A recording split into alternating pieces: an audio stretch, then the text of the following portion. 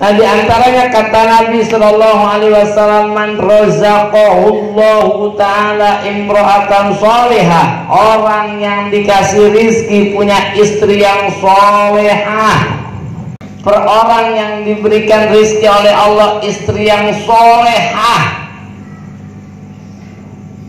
faqad a'anahu ala satri dini, Allah sungguh telah tolong ia atas setengah agamanya. Berarti tinggal setengah lagi. Perjuangan gak terlalu sulit bang gitu. Kalau tinggal setengah mah, yang capek itu dari awal. Kalau tinggal setengah enak. Punya utang 100 juta, ada yang bayarin 50 juta, gila. Punya utang 100 juta, punya utang 5 juta, dibebasin orang yang punya utang. Udah lu bayar 2,5 aja, gila, tinggal setengah. Agama itu 100% udah ditolongin sama bini kita 50% karena kita punya istri yang solehah. Tinggal 50% lagi encer. Punya istri soleh gehem mulu di atas rumahnya. Gampang tuh mah, udah setengah mah. Kita sembahyang subuh, dibangunin bangun subuh. Kita jam 12 masih tidur, bangun diopel. Kita nggak mau ngaji malam Jumat, baca Yasin yuk bareng-bareng. Habis Isya jangan tidur, kita mau ngaji di Kobong. Nah, kita udah neng rapiin, mesin udah neng beliin. Si Allah Rabbi,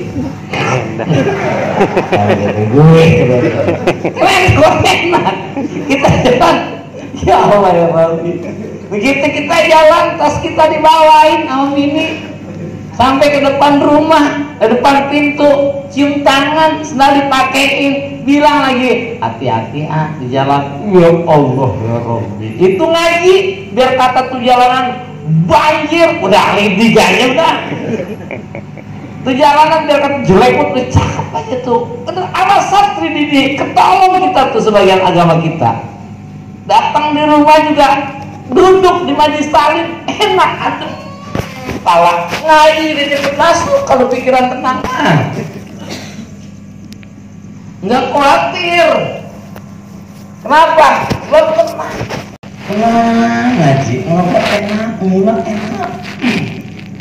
Saat ngaji udah enak, baca istighosah juga tenang, asmaul husna tenang, habis ngaji juga tenang, ngobrol, ada masalah nanya sama guru, tenang.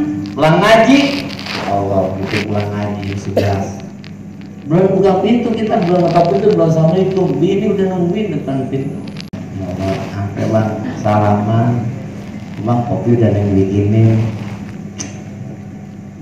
Tas diambilin, taruhin, buang main. Iya buang main. Itu kita kayaknya hidup enteng buat hidup. Maka dikatakan orang yang dikasih rezeki sama Allah punya istri yang solehah, separuh agamanya ditolongin sama Allah, tinggal separuh lagi jalanin. Udah begitu sambil ngopi, sambil temenin, manjain lagi. Makan nasi dulu, mau makan yang dulu. Ya Allah. Coba kalau punya istri soleh, tenang aja kayaknya dapetnya banyak. Coba kalau punya istri nggak soleh, mana tuh? Dari Isya udah rapi aja. Terus main Isya udah rapi aja. Ngaji. Ya Allah bang, ngopi dulu kan ngobrol, ngapa lu sih? Ntar aja pengaji malam itu gara-gara buat mau ngaji. Ntar ngaji mah ngaji mulai jam 8 ini, baru jam 8. Iya. Ntar guru juga nyampe. Belum baca doa, belum apa mukadimah. Kamu megang kunci majelis.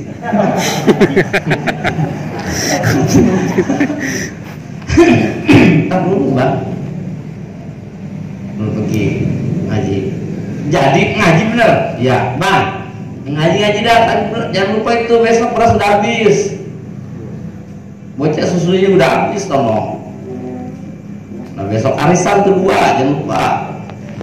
Minggu depan kondangan 4. Belum diingetin semua. Belum pergi ngaji. Beban itu taruhin beban. Gitu diingat aja begini, Kalau pulang ibu kata kagak dibuka, kuncinya di kolam ya. Ya Allah ya Rabbi. Itu berat buat pergi ngaji, berat. Kali itu salaman kagak. Ngapa kayak anterin kagak? Itu kita jalan ngobrol. Begitu baru dinonton. Malam pulang, ngajak lagi. Dia pergi ngobrol, ngaji pulang aja. Iya. Semuanya ngaji.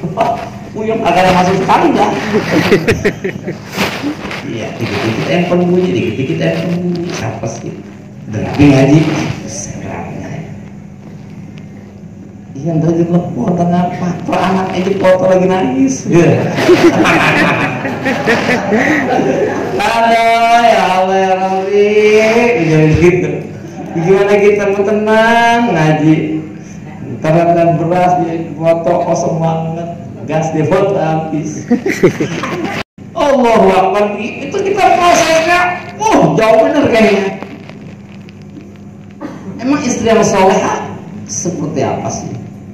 Sehingga kata ulama al-mar'atu soleha kalau grobil abyad, wanita yang soleha itu bagaikan burung gagak yang putih. Burung gagak itu hitam semuanya, tapi ada burung gagak yang putih. Kau nggak pernah melihat saya? Ya karena jarang dan sangat jarang. Al-mar'atu soleha kal kibritil ahmar. Wanita yang soleha itu bagaikan belerang yang merah. Belerang bukannya kuning guru, ada yang merah. Saya belum melihat, jarang. Jarang. Al-mar'atu soleha khairu ad-dunya mata wa khairu mataiha al-mar'atu soleha. Dunia itu perhiasan, sebaik-baiknya perhiasan mar'atu soleha. Seperti apa sih? Sehingga namanya itu diabadikan di Al-Quran. Di antara sahabat-sahabat yang namanya ditulis di dalam Al-Quran cuma Sayyidina Abu Bakar. Isqala li sahibihi fil ghor. Pada waktu Nabi bersabda kepada sahabatnya di dalam goa, la takhaf wa la tahzan. Maka ketika Rasul wafat, orang-orang Ansor ingin mengajukan pemimpin pengganti Rasul. Orang-orang Muhajirin, orang-orang Mekah, mereka mengatakan bahwa yang menggantikan Rasul adalah Sayyidina Abu Bakar. Orang Ansor punya calon juga untuk menggantikan Rasul. Datang Sayyidina ketika orang-orang Ansor, orang-orang Madinah sedang musyawarah untuk mengadakan tandingan dengan Sayyidina Abu Bakar, maka datang Umar kepada orang-orang Ansor. Apa kata Umar? Apa yang akan kalian perbuat untuk menggantikan Rasul? Siapa di antara kalian yang nama kalian dituliskan di dalam Al-Quran oleh Allah Ta'ala? Nggak ada yang bisa ngomong orang Ansor. Hanya Sayyidina Abu Bakar Siddiq yang persahabatannya tidak abadikan di dalam Al-Quran. Maka berhak yang menggantikan Nabi adalah Sayyidina Abu Bakar. Ada apa dengan wanita soleha sehingga namanya ditulis dalam Al-Quran? Ad-dunya mata wa khairu mataiha mar'atu soleha. Biasa aja kali ngelatihnya. Iya, wanita soleha itu begitu indah ya. Ya Allah ya Rabbi. Iza nadarta sarotka. Yang pertama mar'atus salihah adalah iza nadarta, apabila kau memandangnya sarotka, maka ia membuat engkau bahagia. Dilihat senyum, nyereset. Kita lihat, kita kira sarotka membuat engkau bahagia. Mau tanggal 1, mau tanggal 15, mau tanggal 25, mau tanggal 30, girang aja. Ada sih perempuan yang enak dilihat tanggal 1 sampai tanggal 7 enak dilihat. Tanggal 10 udah gak enak. Tanggal 1, tanggal 2, tanggal 3 mah aja banget tuh adon. Anjay mulu. Kamu ngopi, makan bang, aja. Tanggal 10 nanya udah gak ada senyumnya. Kopi bang, gitu dong. Kalau tanggal 10 mah enggak, makan bang, gitu dong. Tanggal 15 enggak ada nanyain, enggak nanya udah. Tanggal 20 ditanya, marahan dia. Ada kopi neng, kopi dari mana? Aku kagak pekagak kopi. Nanyain soal bagi duit, nanya. tanggal 20 gerakan dia. Allahu Akbar. Kita lagi hati-hati banget tanya, lu nyerain ngegas langsung. Nggak nanya gak bang bagi duit, pantas nggak bagi apa kagak nanya kopi kagak, makan apa pantas udah kagak. Tanggal 25 saya parah, untung sakit kita itu. Allah yang nggak sakit parah. Allah yang nggak sakit tanggal 25 tuh ada ayam masuk dalam digetak. Hus ayam dalam mulu, main mulu di rumah, aku punya makan keluar sekali. Ngomong sama ayam, muka ke laki. Makan dalam mulu, aku mau keluar sekali. Mana kayaknya dimakan, muka ke laki. Untung lakinya sakit. Untung. Itu namanya kasih sayang Allah sama Allah sama hambanya seperti itu. Begitu dia sakit, terus sakit lakinya, nggak jadi ngomel. Dia pijitin, WC dituntun sama dirinya. Sayang, begitu udah baik mah malah lagian. Makanya ketika sahabat sakit, malaikat datang. Ketika sahabat sakit, malaikat datang. Tiap hari itu baca salam bukrotan wasilah. Begitu jongkok sama Rasul, bilang sahabat, ya Rasul doain saya Rasul biar sehat. Didoain sama Rasul, sehat sahabat. Ketika sahabat itu sehat, malaikat nggak datang. Maka datang sahabat kepada Rasul, ya Rasul, malaikat itu tidak pernah datang di waktu saya sakit. Malaikat itu datang pagi-pagi dan sore. Mereka selalu membaca salam kepada saya. Tapi saat ini mereka tidak pernah datang lagi ya Rasul. Kenapa ya Rasul? Apa kata Rasul? Karena saat itu engkau sedang sakit dan saat ini engkau sedang sehat, maka mereka tidak datang lagi kepada engkau. Apa jawaban sahabat? Ya Rasul, doain saya lagi ya Rasul biar saya sakit. Doain saya biar saya sakit lagi supaya malaikat bisa datang lagi. Gitu. Maka urul pakoti ayadul muridin, datangnya penyakit itu girangnya kayak lebaran. Kenapa? Ketika dia sakit malaikat pada nyampe. Urudul pakoti ayadul muridin, datangnya penyakit itu lebaran buat orang-orang yang dekat sama Allah. Nikmat. Kalau kita lagi sakit mati suapin, kita lagi sehat ya Pak. Neng, ngapain? Gue nggak suapin, mudah kanan. Orang baik gimana? Kecil, begitu kan. Kemarin gue suapin, ya sakit. Aku sakit lagi dah, begitu. Itu begitu, jangan lagi pacar ngukurnya jangan lagi pacaran. Kalau lagi pacaran mah tuanem dilihat gimana juga udah girang aja kita. Hanya kayak peno.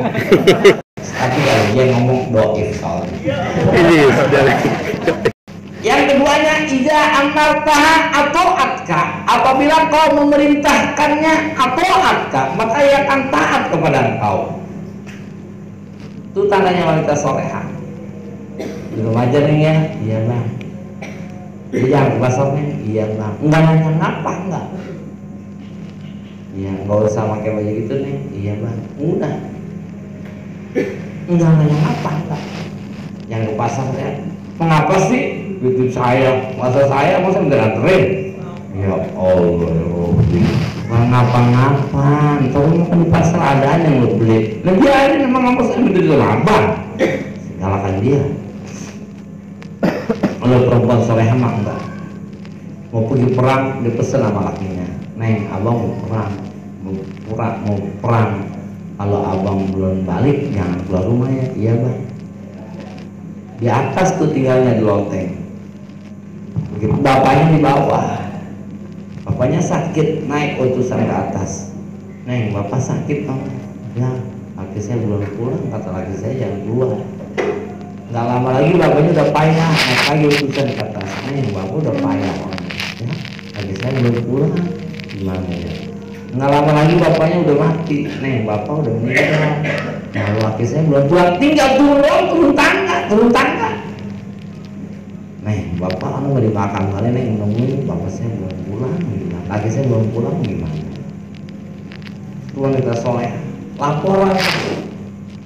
Iya, iparnya lah, empoknya, abangnya, Rasul. Ya Rasul, ada seorang perempuan yang sampai orang tuanya sakit, sampai orang tuanya meninggal, tidak menemui orang tuanya dengan alasan suaminya belum pulang dan dilarang keluar rumah oleh suaminya. Apa jawaban Rasul? Dosa orang tuanya sudah diampuni oleh Allah Subhanahu wa Ta'ala karena ia punya anak yang soleha.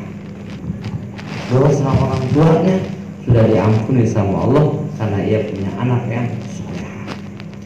Kalau orang laki udah punya masih belum nikah, yang dia turutin emak bapaknya. Setelah dia nikah tetap nomor 1 emak bapaknya, istri nomor 2. Laki kata emaknya, tong bantuin emak nih. Ya mak, belum kawin. Terus sudah nikah, tong bantuin emak nih. Iya mak. Ibunya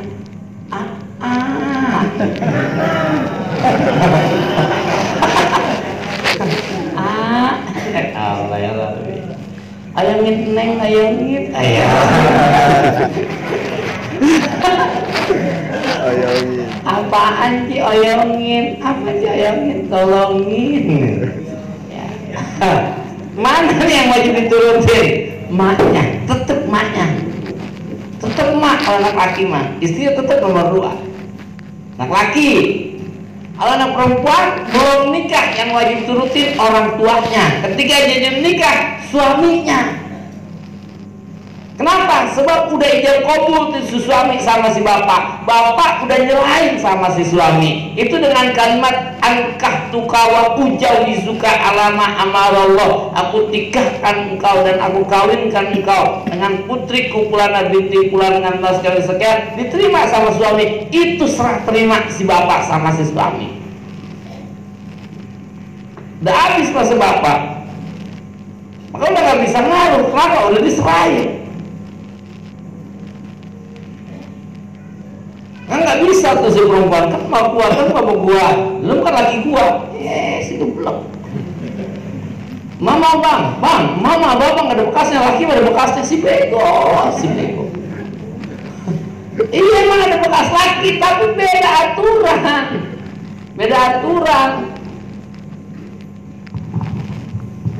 Jadi kalau suami mah tetap emak bapaknya, kalau istri mah emak bapaknya udah nomor 2, suami paling pertama. Jadi disuruh ngapain aja udah nurut aja, nggak ada ogahnya. Nah, iya bang, ambil rokok udah, pergi aja ke warung. Balik nggak lama balik lagi. Rokok apa anda bang? Saya nggak tahu. Mengatakan raja udah pergi aja. Rokoknya pergi aja, nggak lama balik. Rokok apanya bang ya? Udah pergi aja, udah nggak ada ogahnya. Neng, iya bang, nggak ada muletnya, disuruh jam berapa udah dibangunin, nggak ada muletnya. Atau berat itu. Siti Hajar bilang gitu, ditaruh di tempat yang nggak ada orang, nggak ada air, tapi Siti Hajar bilang, andaikan ini perintah Tuhanmu Ibrahim, aku akan diam di sini karena aku yakin Allah tidak akan menyia-nyiakan hambanya. Soleha bener. Sekarang dibikinin rumah kecil tahu sih bang. Jadi nurut aja. Wajawa roh anak sah wa mana jadi. Ketika kalau suaminya tidak ada, wajawa anak ketika suaminya tidak ada di sisi perempuan, roh amarah dia jaga harta suaminya. Wa ma'wanak dan dia jaga dirinya. Kalau suaminya nggak ada, dia diam-diam jaga diri dia. Dan dia jaga harta suaminya. Maka ada sifat yang jelek buat di laki tapi cakep buat di perempuan. Mana? Pelit, jelek di laki. Buat perempuan mah pelit cakep. Kalau tuh perempuan baik, ban lakinya habis bagi orangnya. Laki baru pulang dari Bogor bawa kaos, bawa ubi, tidur capek dibagi-bagiin. Lakinya kaos tuh mana? Sebagian orang bang. Sifat penakut di laki jelek, penakut di laki jelek. Di perempuan penakut cakep.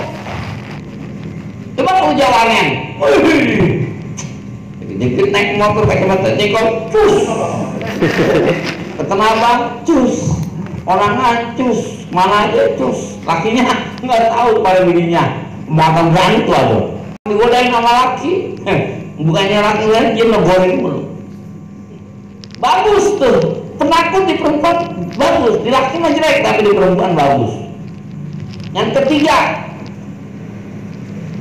tolaqatul wajhi, pemurah, terus gampang nanya, bares ajar. Itu bagus di laki-laki, tapi di perempuan jelek. Gepiak bagus di laki, perempuan jelek. Sama laki orang baris semua tanya mulu, kan repot, mengkepoy, nanya mulu. Ada sifat yang bagus buat laki, buat perempuan. Ya, jadi ya Allah ya Rabbi. Maka dikatakan nama Al-Quran, al-mar'atu sholihah ad-dunya mata wa khairu mataiha mar'atu sholihah. Katakan waqala Abu Sulaiman ad-Darani az-zawjatu sholihah laysat minad dunya, wanita yang saleh bukan bagian dari dunia. Sebab innaha tufarriduka lil akhirah. Sebab wanita saleh itu membuat lapang kepada engkau untuk menuju akhirat. Mengaji tenang, mengapain aja tenang. Ini kita tasawuf, tapi masalah ini kan dibahas sebab enak sama kagaknya ibadah ya tergantung perempuan. Enak sama kagak ibadahnya memang tergantung istrinya. Jadi ngaji dia enak apa enggak tergantung, maka dibahas. Wa'lam rahimakallahu annal khilafah bahwasanya ikhtilaf fi kaunin nikah, pada adanya nikah afdalu au tarku, apakah nikah itu lebih baik au tarku atau tidak menikah. Masyhurun itu yang masyhur, ikhtilaf para ulama antara nikah dan tidak itu udah masyhur para ulama. Bawazamu Imam Syafi'i, maka mazhab Imam Syafi'i radhiyallahu anhu annal azuba, bahwasanya membujang, bermuradu bihi yang dimaksud dengan azub at-takhalli itu adalah tidak menikah, lin nawafil karena ingin melaksanakan ibadah sunnah, membujang karena ingin ngaji, membujang karena ingin enak ibadah, membujang karena ingin taat, membujang biar bisa dikobong, gitu. Membujang biar bisa berkhidmat sama pesantren, membujang biar bisa ngehidmat sama guru. Nah, ini membujang. Nah, itu afdol, bagus. Di anna nikah, karena bahwasanya nikah indahu pada sisi Imam Syafi'i minal mubahati, dari segala perkara yang dibolehkan. Kayak makan, mau makan mau enggak terserah. Saya makan dapat pahala enggak? Ya enggak lah, orang mubah makan.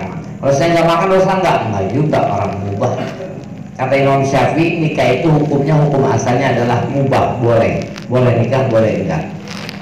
Mubah. Mala yusamu ala pilih ala tariki, yang tidak dapat pahala dan tidak dapat siksa bagi yang mengerjakan dan bagi yang meninggalkan. Itu mubah indah Syafi'i. Beda apa wajib, dikerjakan dapat pahala, tinggalin dapat siksa. Beda apa sunnah, ditinggalin dapat pahala, tidak dapat apa-apa, dikerjakan dapat pahala. Kalau mubah mah dikerjakan nggak dapat pahala, ditinggalkan nggak dapat pahala. Mubah namanya. Maka mau nikah silakan, mau nggak silakan. La minal ibadati, bukan dari ibadah. Wa mazhabul Imam Abi Hanifah, dan bermula mazhab Imam Abi Hanifah radhiyallahu anhu, an-nikah afdal. Nomor pertama menang jomblo.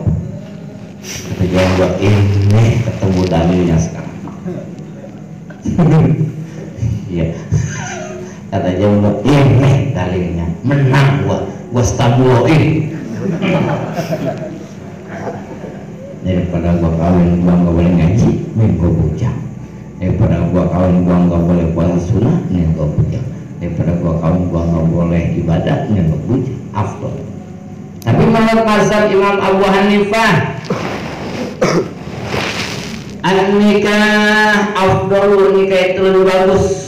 Elatnya li'annahu, karena bahwasanya nikah indahu pada sisi Imam Abi Hanifah nal ibadati, daripada segala ibadah. Kata Imam Abi Hanifah, nikah, karena nikah itu lebih bagus dan nikah itu ibadah. Di mana letak ibadahnya?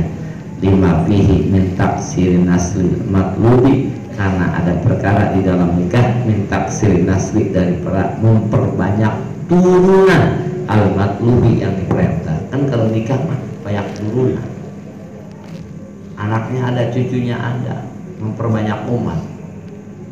Karena memperbanyak umat disuruh sama Rasul. Makanya kata Imam Abu Hanifah, nikah bagus karena memperbanyak turunan. Makanya jangan ditahan-tahan, habis nikah memperojolin aja. Bentrok nih antara Imam Syafi'i dan Imam Abu Hanifah. Wa qala fil Ihya, berkata Imam Ghazali dalam kitab Ihya, al-hukmu ala syahsi, menghukumi seseorang di anal afdola, bahwasanya yang utama lahu bagi seseorang an-nikah, apakah itu nikah, awal azulat, atau apakah membujang. Dalam kitabnya ada pertanyaan, apakah nikah itu lebih baik atau membujang lebih baik. Mutlakon dengan mutlak, kusurun, itu adalah kelalaian. Nggak ada hukum pasti apakah yang mutlak itu nikah, nggak apakah yang sunnah itu nikah atau membujang. Nggak ada hukum pasti, semuanya masih hukumnya boleh. Mau makan silahkan, nggak makan silahkan. Tapi kalau saya nggak makan, saya nggak kuat ngaji, ya berarti ngajinya makanya wajib. Karena kullu ma la yatimu al-wujubu illa bihi, bahwa wajib, setiap sesuatu yang tidak bisa sempurna kewajiban kecuali dengan sesuatu itu, maka sesuatu itu hukumnya wajib. Mau makan terserah, nggak makan terserah. Tapi saya pengen sholat duha, tapi kalau nggak makan saya nggak kuat sholat duha, ya berarti makannya sunnah. Mau makan terserah, nggak makan terserah. Tapi saya mau nyolong, kalau nggak makan saya takut nggak kuat lari, makan dulu ya. Oh berarti makannya haram. Kenapa? Disandarkannya kepada perkara yang haram. Mau makan terserah, nggak makan nggak apa-apa. Tapi saya, aduh gimana kalau makan pete digadoin nggak enak. Kecuali yang memakan, berarti makannya makruh. Kenapa? Disandarkannya kepada yang makruh. Itu hukum boleh. Nikah, saya udah pengen banget ini guru, duitnya ada. Oh berarti sunnah. Saya pengen banget guru, duitnya ada, nggak ada, lu puasa.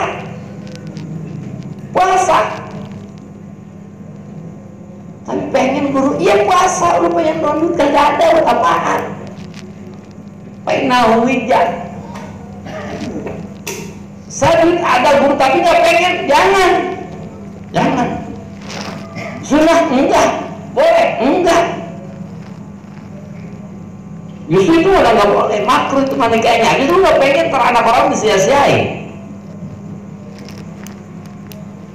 Duit doang punya.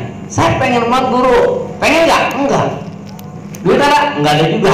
Itu mah nggak ada hukum lu mah. Duit kagak ada pengen kagak sih. Duit kagak ada pengen kagak. Nah ini hukum boleh. Hukum boleh itu bisa kepada 5. Bisa jadi wajib ketika disadarkan kepada yang wajib, bisa jadi sunnah ketika disadarkan kepada yang sunnah, bisa jadi haram ketika disadarkan kepada yang haram, bisa jadi mubah, bisa jadi makruh. Beda sama hukum sholat. Hukum sholat 5 waktu wajib, udah nggak bisa kosong kemarin tuh mah. Hukum sholat duha wajib, sunnah, bisa jadi wajib nggak? Bisa kalau najar. Bisa jadi makruh nggak? Nggak bisa. Bisa jadi boleh nggak? Nggak bisa. Hukum yang bau-bau, makan yang bau, makruh. Bisa wajib nggak? Nggak bisa. Bisa sunnah nggak? Nggak bisa. Di situ aja dia adanya. Tapi kalau hukum boleh, bisa berkembang dia. Pakai baju, mau pakai baju, mau nggak terserah. Tapi saya harus tutup aurat dulu, saya mau sholat itu harus tutup aurat. Tutup auratnya wajib, ya berarti pakai bajunya wajib. Berubah kalau hukum boleh mah. Sama hukum nikah itu bisa kepada 5. Maka kalau ada teman kita memuja, jangan dipermasalahkan. Lu nggak menjalani sunnah, lu kata siapa daripada jadi ke anak orang yang nggak urusin, daripada jadi kayak di kalam-kalam doang. Jadi hukum nggak jadi wajib. Kata doi menang gua, yes. Bal minat man intapat hakihi apapun nikah, bahkan orang intapat yang hilang pihaki pada haknya apa-apa nikah. bayang nikah yang kana lahu malun halalun, yang bahwasanya ada baginya harta yang halal, bahwa ta'ikun dan dia ingin ila nikah pada nikah walaysa biqasirin dan tidak yang lalai an qiyamin daripada melaksanakan dihukukihina akan haknya itu nikah, wasabru dan sabar ala ahlakihina atas awaknya mar'ah, orang yusgil dan tidak mensibukkan nikah kepada siman min Allah. Tapi kalau dia udah punya biaya dan dia pengen dan dia bisa bersabar dengan akhlak si perempuan dan bisa tidak karena si perempuan yang meninggalkan ibadah, maka dia amal afdala lahu nikah. Maka kalau seperti itu wastamat dan berkumpul pada itu nikah fawaidun segala faedah min tahsil walad dari menghasilkan anak wa kaswi syahwat dan memecahkan syahwat wa qadil basar dan memejamkan mata ila ghairi zalik mimma zakarahu fala syakka maka tidak ada keraguan istihbabihi pada sunnahnya nikah lahu bagi siman. Jadi nikah itu sunnah buat orang yang udah punya biaya dan pengen dia bisa bersabar dengan ibadah dengan akhlak si perempuan, dan dengan nikah dia tidak terganggu ibadahnya, maka baginya itu nikah sunnah. Waman intafat bihi fawaidu nikah, dan orang yang tidak ada padanya segala faedah nikah, wastamatihi apatuhu, dan berkumpul padanya segala bahaya nikah, tapi orangnya biayanya enggak ada dan ia tidak sabar dengan sifat perempuan, dan ia akan bisa tidak ibadah kalau dia nikah, para azubatu maka membujang lahu baginya abdul itu lebih bagus. Wa ini stama apabila berkumpul apa amrul dua perkara fa in golada ala dami apabila menyangkatakan apa ruzhan saling mengunggulkan ahadu ma hukima bihi intah maka dihukumi dengannya intah. Jadi tergantung mana yang lebih baik. Kalau kira-kira nggak bakalan sabar sama sifat perempuan dan juga akan meninggalkan ngaji di kobong gara-gara nikahnya nggak boleh. Jadi lebih baik membujang. Olah subki berkata yang suka wa istawaya apabila sama pasalamatu maka yang selamat bila azubati itu dalam membujang intah. Wa hukian Imam Abi Hanifah wa Ahmad wa Daud wujud nikah akan wajibnya nikah. Lima pada perkara iza khofa zina apabila ia takut zina. Kalau dia takut zina maka nikahnya wajib. Walaihi jama'atu min ashabi Syafi'i. Maka yang berkata itu Imam Imam Syafi'i bil awali dalam kitab awali inna hadza ta'arud bahwasanya ini berbentrok pihak kiman pada haknya orang sarok yang memilih siman tauqona akan inginnya siman. Jadi yang maksud siman wassalam dan Islam jika mali takwa karena sempurna takwanya siman wa qahri awal dan memaksa hawa nafsunya siman wa illa dan apabila tidak sarot tauqonahu tapi ghairi hadza rajul maka pada selain laki alladhi yuqafu alaihi al-fitnah yang ditakut atasnya fitnah yajib nikah wajib di hal tauqon yang mau kritik ada hal nunduk pada hal menjaga yang berat terlalu wal khilaf wal waqi dan perbedaan yang terjadi bainal aimati